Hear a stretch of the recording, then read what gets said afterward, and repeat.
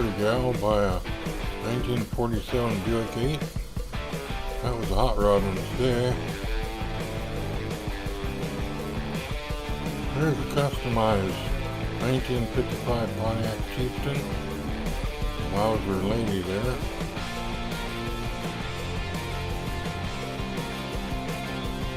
There's a pretty gal by a 1968 Pontiac Firebird. Looks like it's blown and ready to roar. There's an in-your-face gal by a custom 1940 Buick. Wowzer. There's a 2014 Pagani. A cool $1.84 million will buy it for you. And you might be able to take that girl for a ride. Here's a 1957 Chevy Bel Air. Beautiful gal in front of it. Here's a cutie.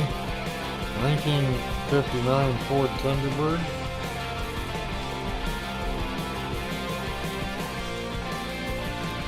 And this beautiful girl looks like she's holding up that 1966 Ford Mustang.